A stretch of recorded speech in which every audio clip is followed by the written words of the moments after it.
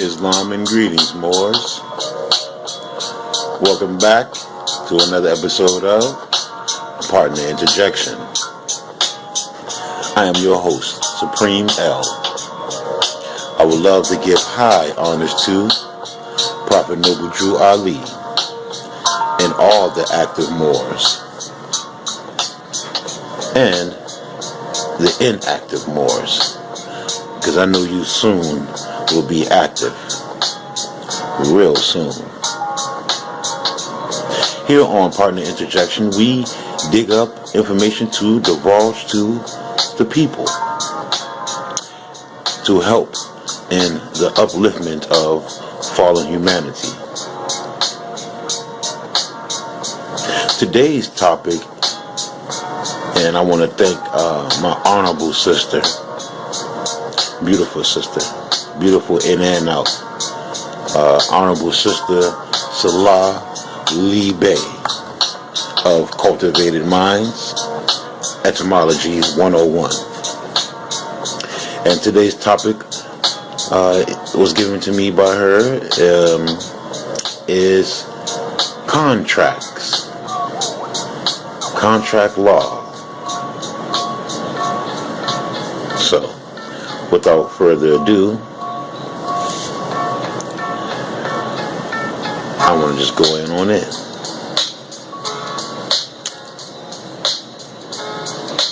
Introduction. We enter into contracts day after day.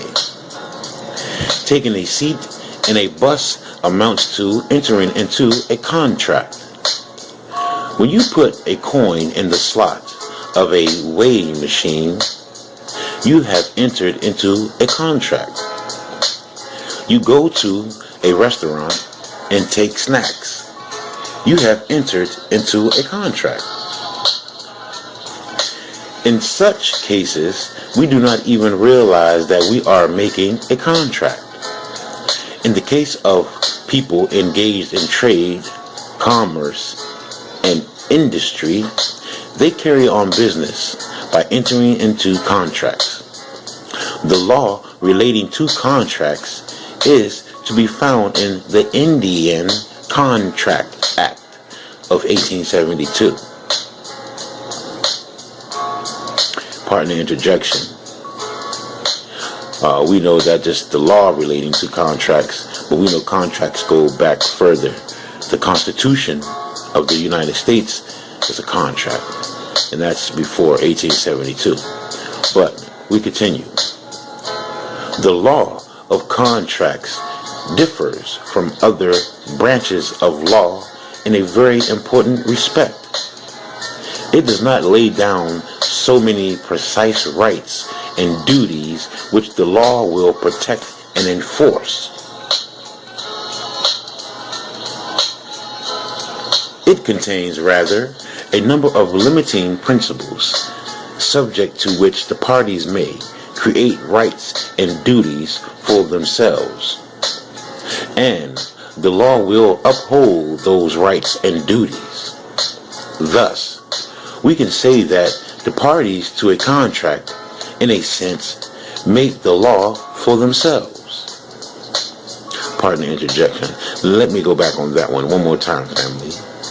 Thus, we can say that the parties to a contract, in a sense, make the law for themselves, so long as they do not transgress some legal prohibition. They can frame any rules they like in regard to the subject matter of their contract, and the law will give effect to their contract.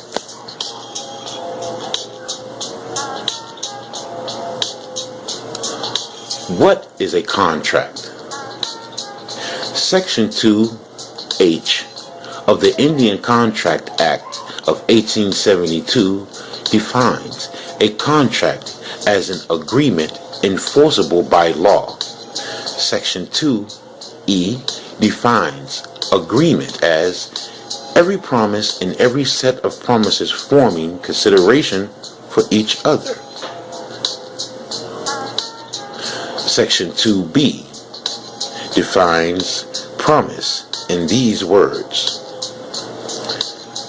When the person to whom the proposal is made signifies his assent thereto, the proposal is said to be accepted. A proposal, when accepted, becomes a promise. From the above definition of promise, it is obvious that an agreement is an accepted proposal.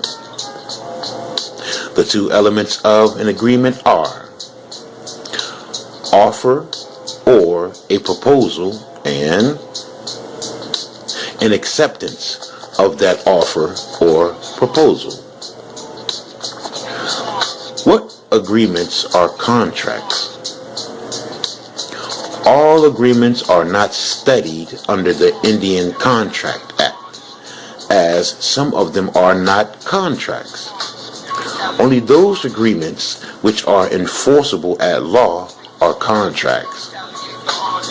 The Contract Act is the law of those agreements which create obligations, and in case of breach of a promise by one party to the agreement, the other has a legal remedy. Thus, a contract consists of two elements: an agreement and legal obligation, i.e., it should be enforceable at law. However, there are some agreements which are not enforceable in a law court. Such agreements do not give rise to contractual obligations and are not contracts. Examples: A invites B for dinner in a restaurant. B accepts the invitation. On the appointed day, B goes to the restaurant. To his utter surprise, A is not there, or A is there but refuses to entertain B. B has no remedy against A. In case A is present in the restaurant but B fails to turn up, then A has no remedy against B. 2. A gives a promise to his friend to give him a pocket allowance of rupees 100 every month. In case A fails or refuses to give his son the promised amount, his son has no remedy against A.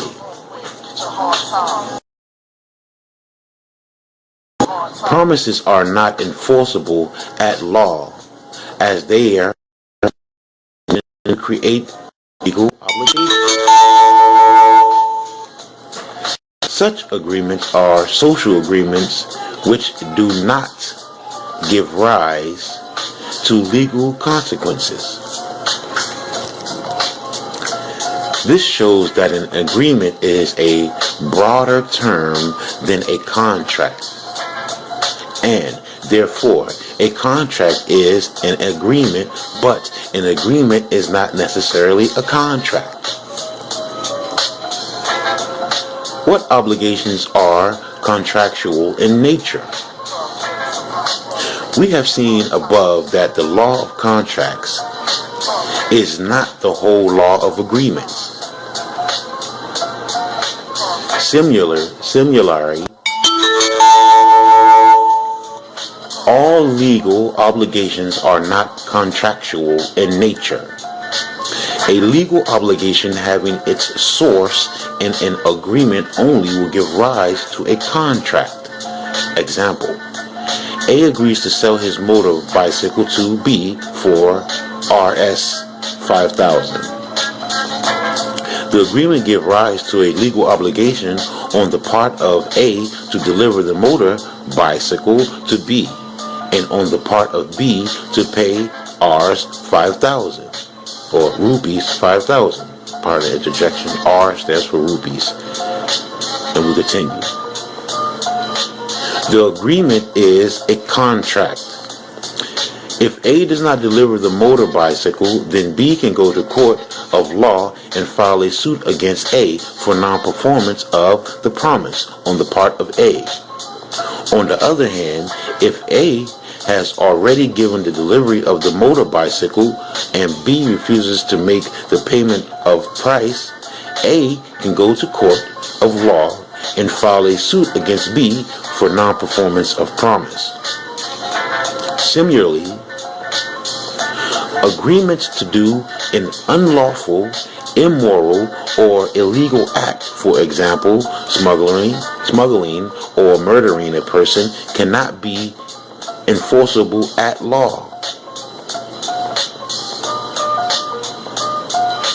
Besides, certain agreements have been specifically declared void or unenforceable under the Indian Contract Act.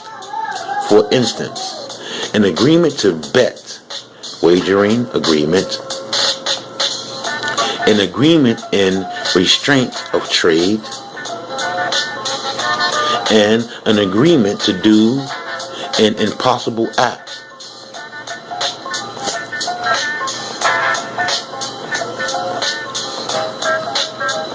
An obligation which does not have its origin in an agreement does not give rise to a contract. Pardon me. Some of such obligations are torts or civil wrongs, quasi-contract, judgments of courts, i.e. contracts of records,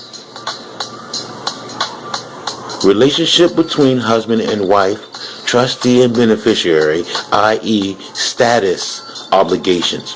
Pardon the interjection. Let me run that one more time, family, because that's really important, and we need to really grab a firm grasp on this concept here. An obligation which does not have its origin in an agreement does not give rise to a contract. Some of such obligations are: 1. Torts or civil wrongs. 2. Quasi-contracts. 3. Judgments of courts, i.e. contracts of records. 4. Relationship between husband and wife, trustee and beneficiary, i.e. status obligations. Pardon the interjection. If you do not have an agreement dealing with torts and civil wrongs and quasi-contracts and we really have to look at that, family, and beneficiary and trustee, i.e. status obligations. This is for all my fellow Moorish nationals. An obligation which does not have its origin in an agreement does not give rise to a contract. We have obligations. They have obligations to us as Moors. Remember that, family. We have treaties. They are obligated, which was an agreement. We agreed for them to have a 50-year mandate here. That's been up. So actually we're under illegal occupation. But let's continue. These obligations are not contractual in nature, but are enforceable in a court of law. Pardon the interjection. You get me, family? You see that? One more again. These obligations are not contractual in nature, but are enforceable in a court of law. Thus, Salmud has rightly observed, The law of contracts is not the whole law of agreements, nor is it the whole law of obligations. It is the law of those agreements which create obligations, and those obligations which have their source in agreements. End quote. Law of contracts creates rights in personam. Pardon the interjection. Okay, so you know what I'm going to do, right? Okay, thank you, family.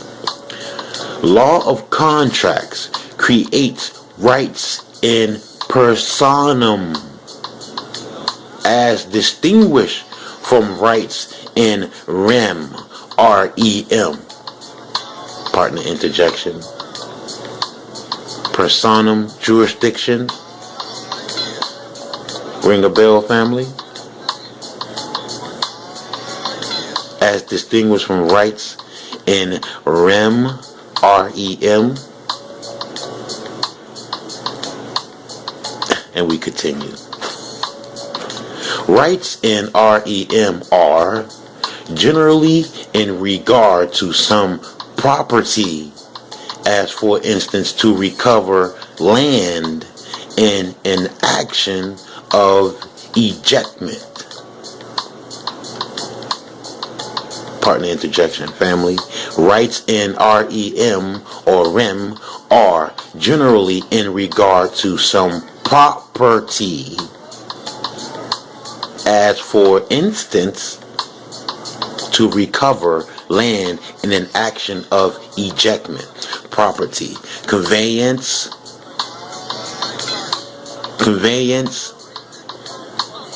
land, property, land, and even getting to personal property. It says some property, but it's going to be personal property too, because that goes into, well, let's continue. Pardon the interjection.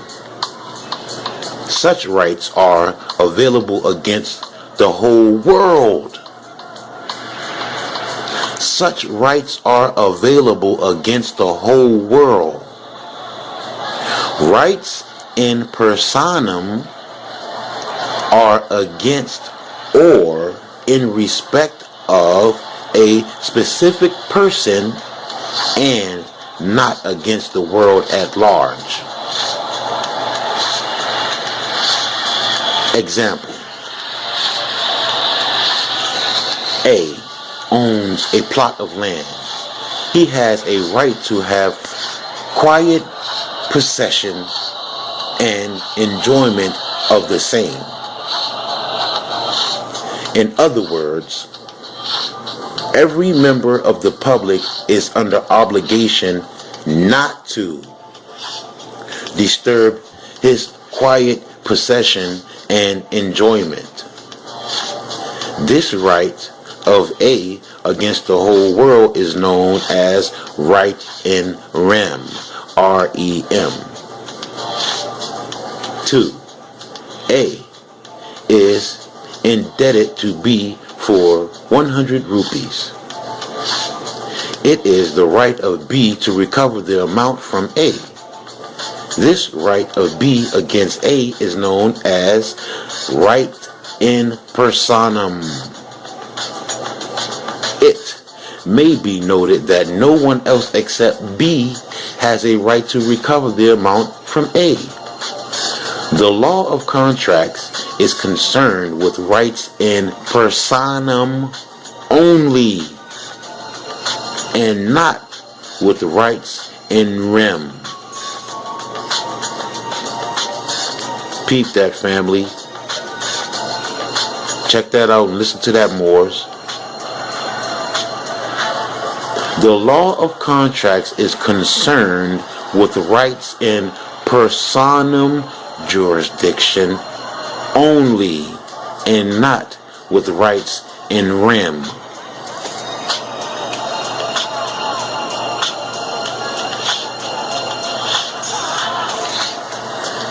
Essential elements of a void or pardon the interjection, essential elements of a valid contract. A valid contract now. We have seen above that the two elements of contract are 1, an agreement, and 2, legal obligation. And we're going to pause right there for a second and take a break. And we will return to the second segment. This is Partner Interjection. Your host, Supreme L. Back in a minute.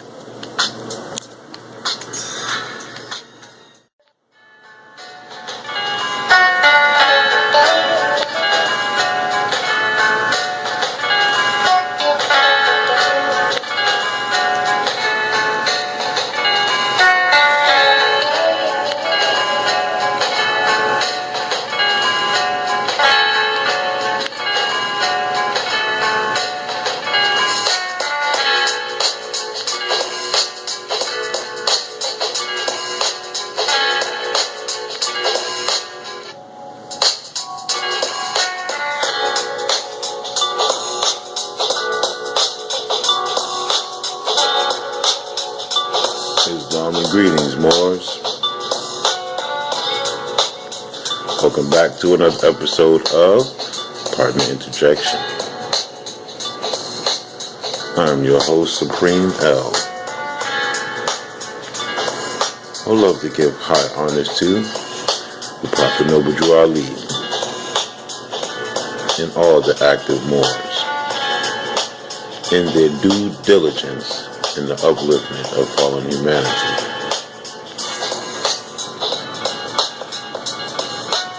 Here on Partner Interjection, we dig up information to divulge to the people.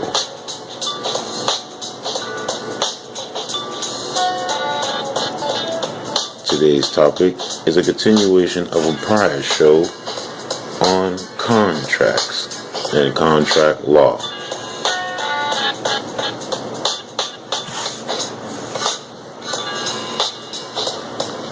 And we go on.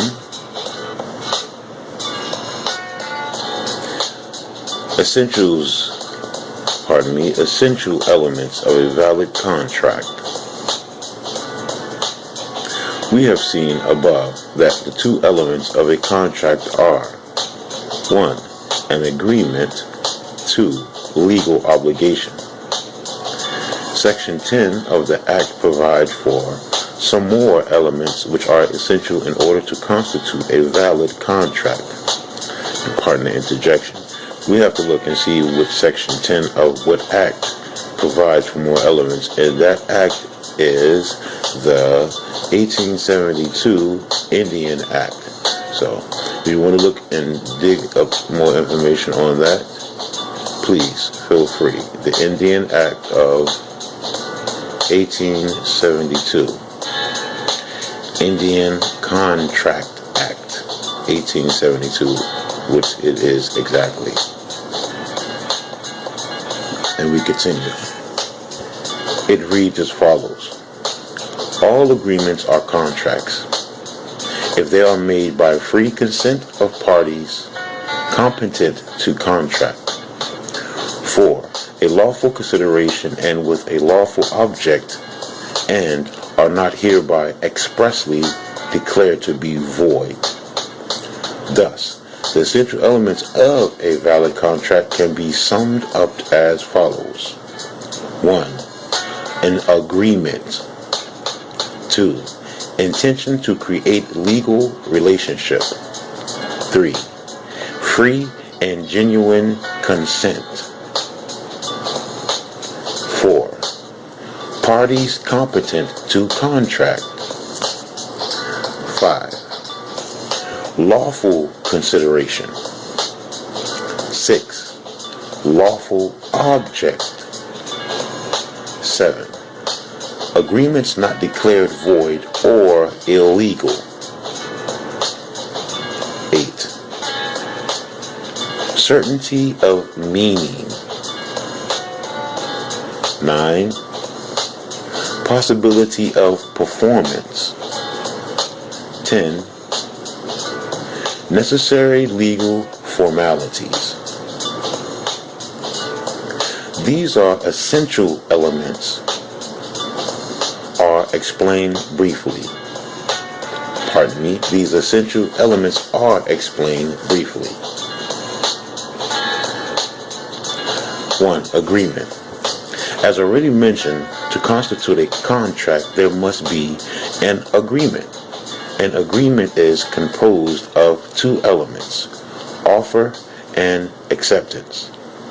The party making the offer is known as the offeror. The party to whom the offer is made is known as the offeree. Thus, there are essentially to be two parts to an agreement. They both must be thinking of the same thing in the same sense. In other words, there must be a consensus ad diem, consensus-ad-idem. Thus, where A, who owns two cars, X and Y, wishes to sell car X for $30,000. B, an acquaintance of A, does not know that A owns car X also. He thinks that A owns only car Y and is offering to sell the same for the stated price. He gives his acceptance to buy the same. There is no contract because the contracting parties have not agreed on the same thing at the same time. A, offering to sell his car X, and B, agreeing to buy car Y. There is no consensus ad diem. 2. Intention to create legal relationship. Pardon me. As already mentioned, there should be an intention on the part of the parties to the agreement to create legal relationship. An agreement of a purely social or domestic nature is not a contract. Example: a husband agreed to pay $30,000 to his wife every month while he was abroad. As he failed to pay the promised amount, his wife sued him for the recovery of the amount. Held. She could never recover as it was a social agreement and the parties did not intend to create any legal relationship. Balfour versus Balfour. BALFOUR versus the same name. 1919 KB 571 is the case reference. However, even in the case of agreements of purely social and domestic nature, there may be intentions of the parties to create legal obligations. In that case, the social agreement is intended to have legal consequences and therefore becomes a contract. Whether or not such an agreement is intended to have legal consequences will be determined with reference to the facts of the case. In commercial and business agreements, the law will presume that the parties entering into an agreement intend those agreements to have legal consequences. However, this presumption may be navigated by express terms to the contrary. In the case of agreements of purely domestic and social nature, the presumption is that they do not give rise to legal consequences. However, this presumption is rebuttable by giving evidence to the contrary, i.e., by showing that the intention of the parties was to create legal obligations.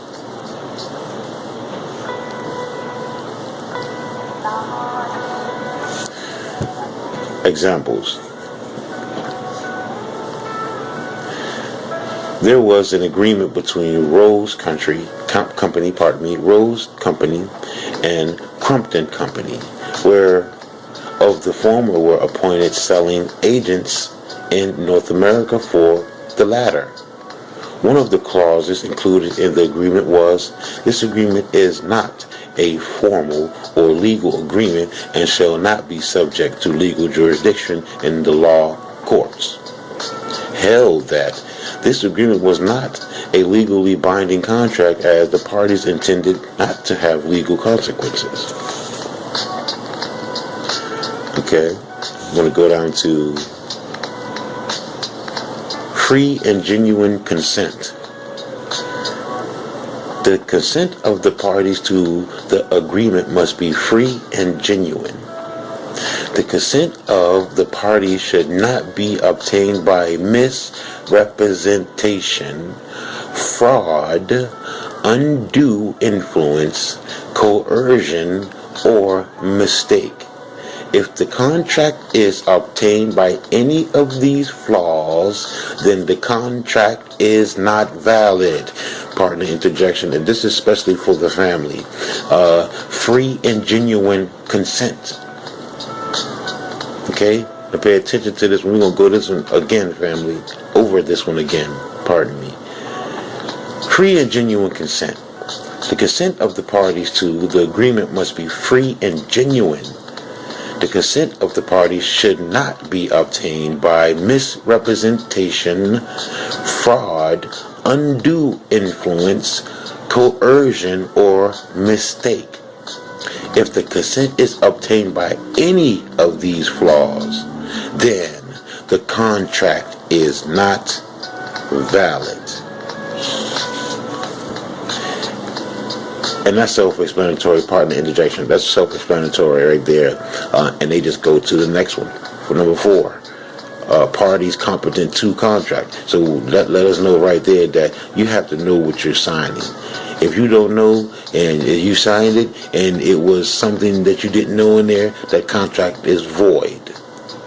Pardon the interjection. And we continue. Parties competent to contract. The parties to a contract should be competent to enter into a contract, according to Section 11. Every person is competent to contract if he, is of the age of majority, 2, is of sound mind, and 3, is not disqualified from contracting by any law to which he is subject. Thus, there may be a flaw in capacity of parties to the contract. The flaw in capacity may be due to minority, lunacy, idiocy, drunkenness, or status. That last one is important, pardon the interjection. Status. If a party to a contract suffers from any of these flaws, the contract is unenforceable except in certain exceptional circumstances. If your status is a national, it's unenforceable against you, that contract. And we continue, partner interjection. Number 5. Lawful consideration. The agreement must be supported by consideration on both sides. Each party to the agreement must give or promise something and receive something or a promise in return. So you have to, partner interjection, get something in return for that. Partner interjection. We're going to go back and read 5 because that's important too. And we continue. Lawful consideration.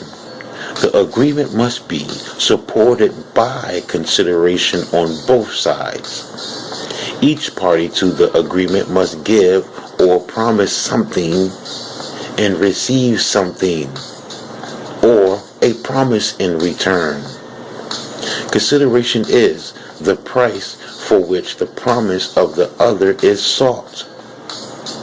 However, this price need not be in terms of money. In case the promise is not supported by consideration, the promise will be Nudum pactum, a bare promise, and that's spelled Nudum pactum, and is not enforceable at law. Moreover, the consideration must be real and lawful. Number 6.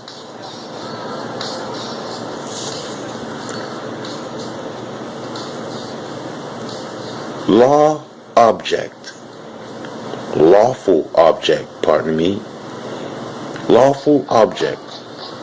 The object of the agreement must be lawful and not one which the law disapproves. That's important, family. Number 7. Agreements not declared illegal or void. There are certain agreements which have been expressly declared illegal or void by the law.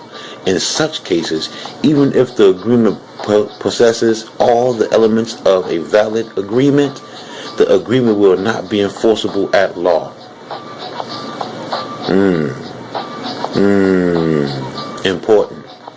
Important, family. 8. Certainty of meaning. The meaning of the agreement must be certain or capable of being made certain. Otherwise, the agreement will not be enforceable at law. For instance, A agrees to sell 10 meters of clothes. There is nothing whatever to show what type of cloth or cloth was intended. The agreement is not enforceable for want of certainty of meaning. If, on the other hand, the special description of the cloth is expressly stated, say terry cloth, the agreement would be enforceable as there is no uncertainty or as to its meaning. However, an agreement to agree is not a concluded contract. See Punit Buriwala versus Suva Sanyal Air 1998 Cal 44, and that's PUNITBERIWALA versus SUVA SANYAL. Number 9. Possibility of performance. The terms of the agreement should be capable of performance. An agreement to do an act impossible in itself cannot be enforced. That's important, family. Partner interjection. That's important also. For instance, A agrees with B to discover treasure by magic. The agreement cannot be enforced. Just as partner interjection. Just like all those tribunals wanting our families to pay child support and all this other crap. The Clearfield Doctrine expressly says, just check the Clearfield Doctrine out, family. Number 10. Necessary legal formalities. A contract may be oral or in writing. If, however, a particular type of contract is required by law to be in writing, it must comply with the necessary formality as to writing, registration, and attestation, if necessary. If these legal formalities are not carried out, then the contract is not enforceable at law.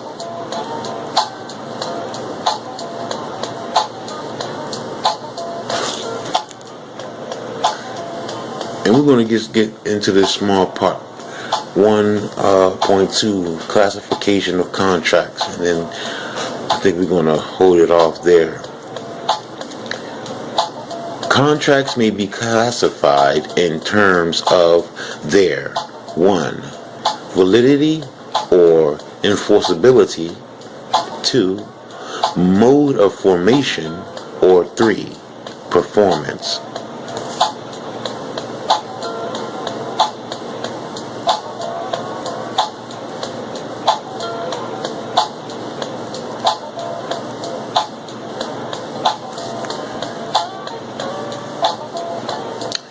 We're going to get into this further